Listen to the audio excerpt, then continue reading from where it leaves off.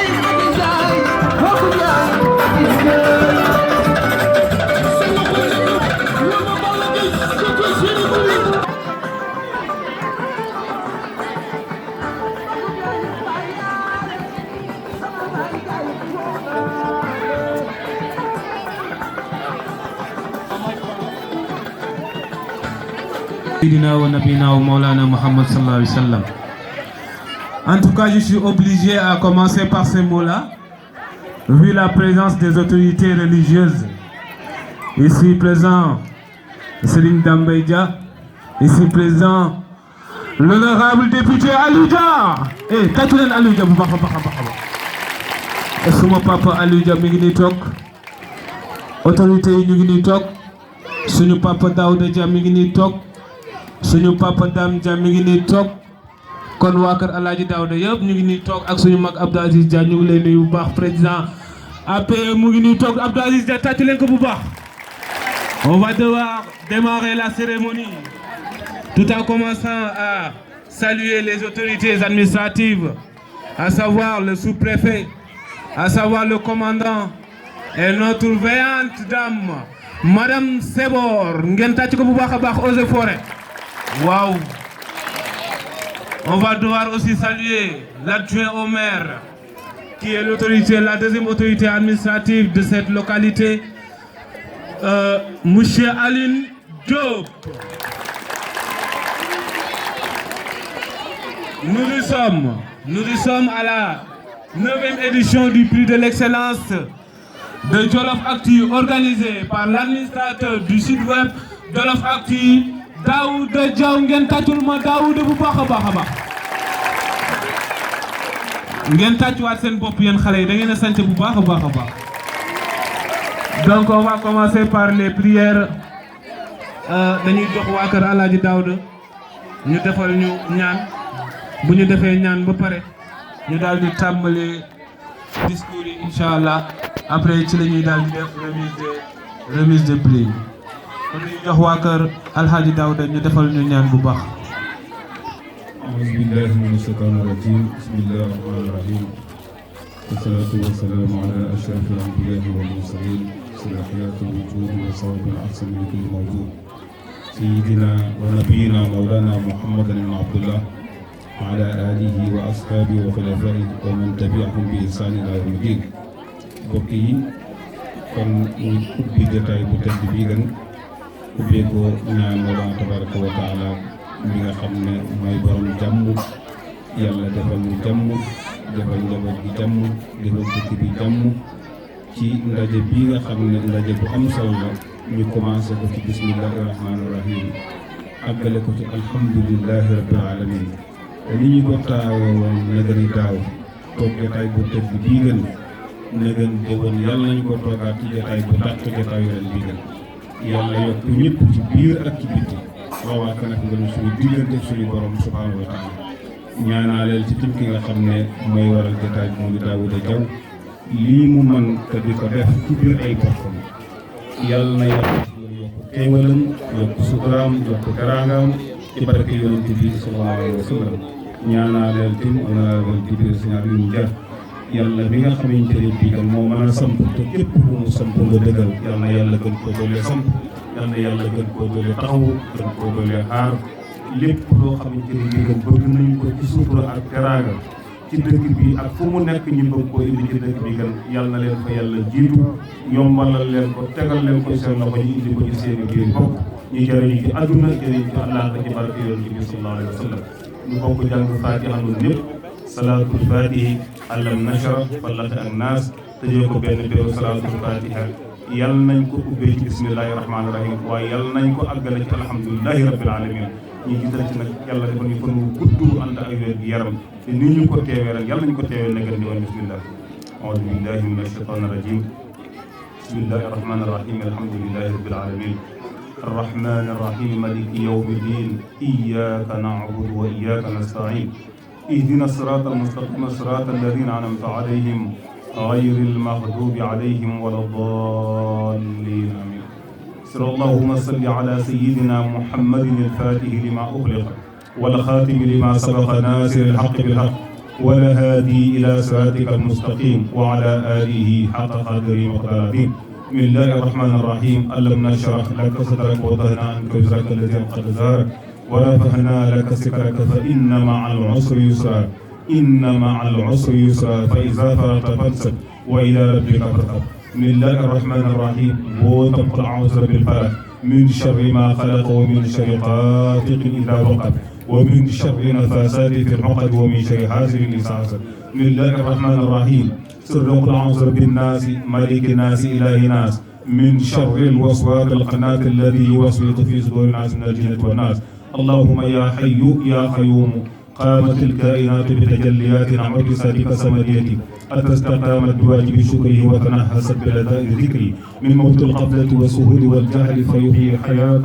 طيبة تسري بذات اسمك الحي القيوم. اللهم أصل اسمك الحي القيوم السريع القريب المجيب الذي غازلت به فواتح رحمتك وخواتم إرادتك وسرعة إجابتك. يا سريع لمن قصده يا مجيب لمن دعاه يا قريب لمن سأله. اسرح لنا بقضاء حاجاتنا وبلوغ إرادتنا يا سريع يا قريب يا مجيب. اللهم يا من تيسر كل عسير يسر مرادنا ومراد هؤلاء الإخوة ومراد جميع المسلمين والمسلمات بمعرفتك وجهودك وكرمك يا أكرم الأكرمين يا أرحم الراحمين يا ذا الجلال والإكرام. بسر إن الله وملائكته يصلون على النبي يا أيها الذين آمنوا صلوا عليه وسلموا تسليما. صلى الله تعالى عليه وعلى آله وصحبه وسلم تسليما. سبحان ربك رب العزة عما يصفون وسلام على المرسلين والحمد لله رب العالمين آمين.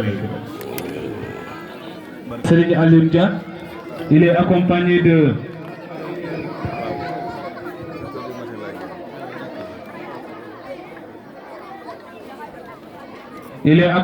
de son adjoint,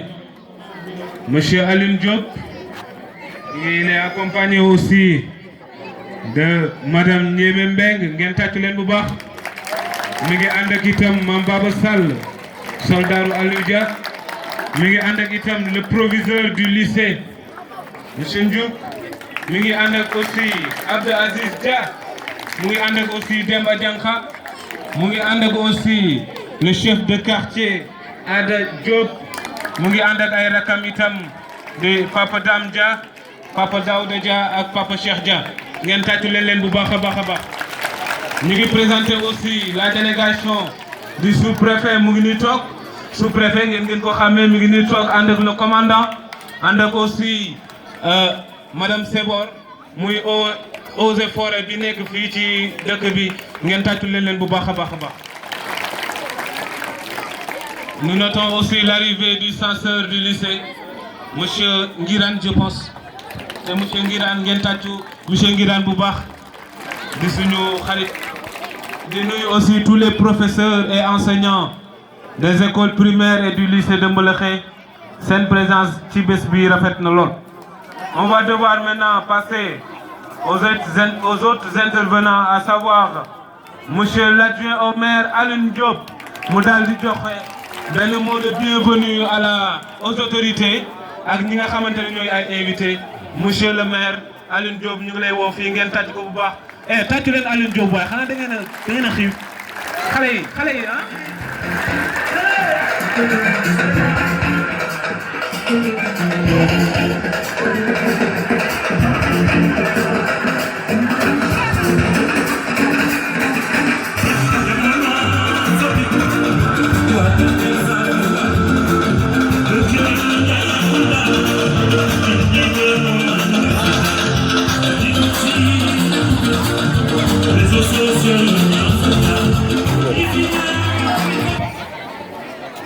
gannaaw bi ñu sant yàlla julli ci yonent bi ñi ngi yëkkati nuyoo bu jóge ci honorable député maire de la commune de Mbeuleukhe au conseil nga xam ne man maa ko toogal fii ci dëkk bi kon dañuy wax gan ak suba mooy danal bu ngoon kon maa ngi dalal monsieur le maire ci commune am di ko wax mook délégation bi ñu ànd ak maa ngi leen dalal jàmm di yëkkati nuyoo di ci jiital suñu waa kër maam El Hadj Daouda Dia di leen jox seen wàccuwaay bu loolu wéyee ma nuyu honorable député ak délégation bi nga xam ne moom la àndal di leen jox seen wàccuwaay di nuyu aussi monsieur le sous-préfet de l'arrondissement de Yang Yang muy Matar Sarr di ku baax ku disponible parce que depuis ci suba ba léegi bi conseil bi pare dane du ma dem te fekke wu ma lii kon monsieur le sous-préfet jërëjëf di nuyu aussi commandant bu brigade bu Yang Yang moom aussi li sous-préfet def la def bi dañoo ba pare mënoon naa ñibbi mais dana damay toog xaar kon jërë ngeen jëf li ngeen def ñun rëylu nañ ko bu baax a baax di nuyu aussi monsieur le proviseur di nuyu suñu jabar ñande moo aussi agent bu baax bu ne ci dëkk bi fas yéene aussi jàppale jigéen ñi dëkk bi kon seen sens la ngeen jàppale ko bu baax ñu ngi leen koy dénk yéen jigéen ñi di nuyu aussi président parent d'élèves yi muy Abdou Aziz Dia muy ku ñàkk caaxaan kuy dimbale élèves yi kuy dimbale école bi kon Abdou Aziz jërëjëf di nuyu aussi directeur école El Hadj Lamine Dia muy monsieur Omar Niang di nuyu aussi beneen directeur muy Demba Diankha muy moom aussi directeur école El Hadj Demba Mati Niang nga xam ne tey lañ ko baptisé kon di leen ñaanal aussi élève bu mas a jaar ci yéen yàlla na ko yàlla def jox ndam yu rëy a rëy bu loolu passé ñi ngi nuyu suñu jabar di suñu rak ki nga xam ne mooy rek qualité du petit muy Mati Jama ak ñi mu ànd ak ñëpp ba ci maire Thiane ni ngeen ne taxawoo xale yi ñun dëkk bi xam nañ ko parce que jigéen ñi noppalu nan surtout xale yi toll nii ku leen yore xam nga ne coono bu rëy moo ci nekk kon Mati Jama ñu ngi lay jox sa wàccuwaay bu loolu passé ñi ngi nuyu proviseur ak professeur yi mu ànd ak yëpp di wax Omar aussi ak Demba ñu jàllale ñu ci enseignant yëpp di wax ne lu du dëgg rek du yàgg kon mention spéciale à Daouda Diaw ak sa délégation bi nga àndal bi mooy 9e édition su nekkutoon dëgg ba léegi taxaw nga ñun de ñun koy defal ñun nga xam ne ñun mairie bi ñoo ko yore ngeen dikk ci biir mairie bi di fi def action yu mel nii bu jëm ci éducation di compétence transférée ñun de yëg nañ ko te ñii ñu ko yëgee lan bëgg yéen parents d'élèves yëg ngeen yëg ko jox ko fulla jox ko fayda Daouda Diaw ñu ngi lay gërëm di la sant yaa xam fa nga bëgg a àgg yàlla na fa yàlla àggal parce que dañuy wax ne nañu ko ñaanal mais moo ñaanal boppam boo defee lu baax yaa ñaanal sa bopp ñu ngi lay ñaanal daal yàlla bu la cat jiitu yàlla na la nga am wér gi yaram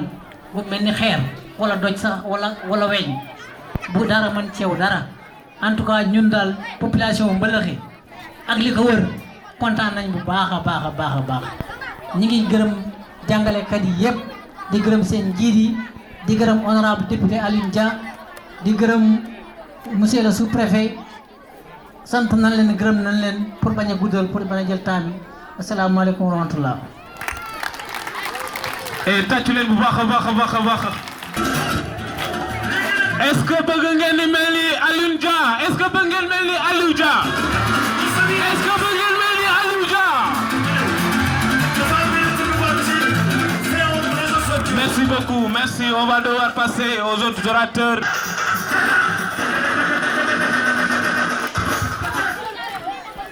Auzu billahi mina shaytaani rajim. Bismillahi rahmaani rahim. Assalaamu aleykum wa rahmatullahi taala wa barakaatuhu. ñu ngi nuyu monsieur le maire, di nuyu monsieur le sous-préfet, di nuyu monsieur le commandant de la gendarmerie de Yang Yang, di nuyu sergent madame Seba, di nuyu monsieur le proviseur, di nuyu Daouda Diaw, di nuyu imam Dame Dia, di nuyu directeur d'école El Hadj Amadou Lamine Dia, monsieur Omar Niang di nuyu le directeur d'école Demba Mati Niang monsieur Demba Dianka di nuyu monsieur le censeur di nuyu professeurs yi fi teew yëpp di nuyu élèves yëpp di nuyu invités yëpp et je serai pas long du ma guddal ndax chaque année ma wax ko fii nit du weddi boppam et je suis le président de l'association des parents d'élèves. Honorable député est le premier parent d'élèves du lycée. Bon pareil di sama kilifa di porte-parole que El Hadj Daouda Dia ñun fu mu toog rek ñun amatuñ fa kàddu ñun noonu la ñuy doxee xëy na rek c'est une tradition mu nuyoo rek wax ci turu ñi nga xamante ne dañ maa dénkoon lii defe naa ne benn at la ma Daouda muy magee mi ngi ci 9e édition man maa ngi ci sama 8e année bañ ma ko dénkeeg léegi nag wax dëgg fa yàlla maa ngi ciy jéem lu ma man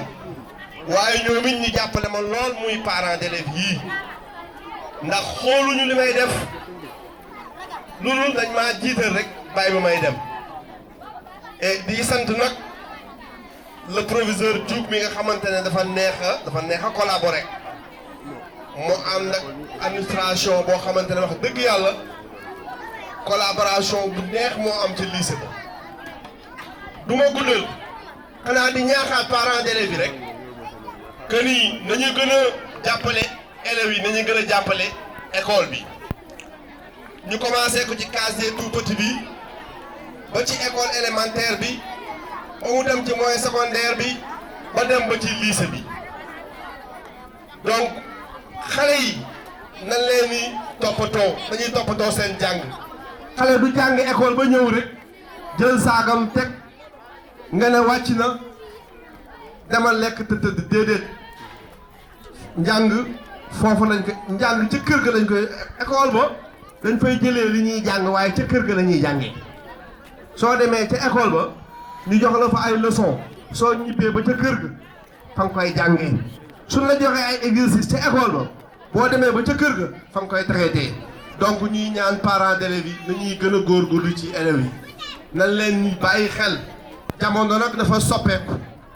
technologie bi moo avancé téléphone yi fi mu toll nii ñëpp a yor téléphone léegi kenn mun contrôler sa doom sax day jafe waaye ñëpp rek nañuy góorgóorlu ci jàngu xale yi te xam ne professeur bi ak élève bi ak parent d'élève bi ñoom ñoo seq xale bi donc su ca élève ba su ca jàngalekat ba defee lam ca war a def su ñëwee parent d'élève na ngeen gën a góorgóorlu waxoon nañ ko fii daaw dee leen dem di nemmeeku seen doom yi ca école ba di laajte ba xam ndax ñu ngi jàng si wala jàng si wuñu soo gisee ñu ne dàq nañu élève parce que dafa li mu tardé boo bari c'est parce que parent bi nemmeekuwul nan la toogee ci école ba dee leen dem ci école ba proviseur mi ubbil na buntam ñëpp bi ci des mooy di sant Daouda mii nga xamante ne moo initié lii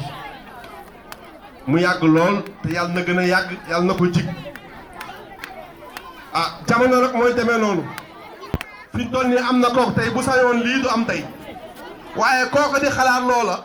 ñun ñi bëgg lu baax te dëkk fii bu ko xalaatee benn ñun nañ ñu jaral téeméer ba lii gën a sax lii at mu jot muy gën a dëgër addina moo demee noonu te it kanam rek la jëm ku fi ñëwoon daaw jéeg ñëw fi daaw ñëw fi rek da nga xam ne mi ngi gën a avancé Daouda ñun wax dëgg fa yàlla rek lañ lay bàyyee te incha allah wax naa la ko téléphone danañ la jàppale lu mën ak lu mënut suñu paree ñu jël sëriñ si ñu boole ko dénk la sëriñ si ñu ñaanal la ba loo man déwén loo man ren yàlla na nga mën déwén lu ko ëpp donc dama ne woon dafa mënta ñàkk rek wax kàddu yi waaye bu sama papa Aliou ñëwee comme ñun moo ñuy waxal dina ma mottali bu proviseur ñëwee it am na loo xamante ne moo ko gën a maîtriser moom it dana mottali samay wax kon maa ngi sant ñëpp di gërëm ñëpp di ñaanal élèves yi nga xamante ne ñoom nañuy primer ren ñi si des nañ gën a góorgóorlu ba bu déwénee ñu bokk ci ñuy primer du dara am njàng rek la laaj góorgóorlu leen yàlla nañu yàlla defal jàmm jërë ngeen jëf. On va devoir maintenant passer au partenaire de Daouda Diaw. Il dit qu'il est accompagné par l'honorable député Alioune Dia. Il est accompagné par l'honorable député Yoro Sow, ancien proviseur du lycée. Il est accompagné par le président Maram Sall. Et Tatul Len Boubakouay. Il est accompagné par professeur Mabouri Diaw. Il est accompagné par Ale Diaw. Il est accompagné par docteur Mor Diaw. Il est accompagné par Abdoulaye Sow. Il est accompagné par docteur Malik Ndiogounian. Il est accompagné par Abdou Serigne Dia policier. waaye ngeen tàccu ñooñu bu baax a baax a baax yamul ci loolu Daouda Diaw mi ngi ànd ak son frère Balla Diaw mu ngi ànd ak son frère Ousmane Diaw mu ngi ànd ak son ami son frère Babacar Sebor mu ngi ànd ak son frère El Hadji Faye mu ngi ànd ak aussi le caméraman de Shabiba TV bi tàccu leen ko El Hadji Lamine tàccu leen El Hadji Lamine bu baax voilà mu ngi ànd ak aussi man ñoom ñoo ànd dégg tàccu leen waay voilà merci beaucoup.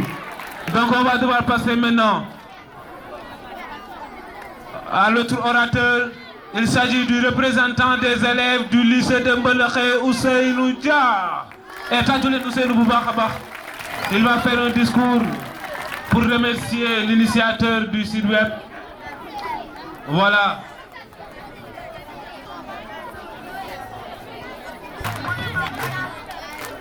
Bonjour, monsieur le maire de Mbelexe, monsieur le sous-préfet, monsieur Daouda Diaw, monsieur le proviseur du lycée de Mbelexe, monsieur le directeur de l'école élémentaire, chers élèves, honorables invités. J'ai l'immense plaisir d'être là ce soir en tant que président du gouvernement scolaire. Comme nous le constatons tous, durant tout notre cursus scolaire, nous avons été assistés par de braves gens qui n'ont ménagé aucun effort pour notre réussite, plus particulièrement au développement de Mbelexe. Parmi ces gens dynamiques et engagés, nous pouvons en citer notre bienveillant maire, M. Aliou Dia, qui de part de ses efforts notables a pu booster l'éducation de la population de Mbelexe. Mais il faut aussi souligner l'apport qualitatif et quantitatif de M. Daouda Diaw dans le volet de l'éducation et à la formation des jeunes de Mbelexe. Nous vous devons une reconnaissance éternelle. Pour terminer, ce sont des mots de remerciement que mes chers camarades ont formulés à votre égard. Nous vous exprimons l'expression de nos remerciements les plus sincères. Bonne journée de l'excellence à tous et que la fête soit belle. Merci beaucoup. Un discours de remerciement à l'endroit du maire, à l'endroit des initiateurs de cette activité. Vraiment, c'est poignant. C'est un message poignant. En tout cas, ça tient.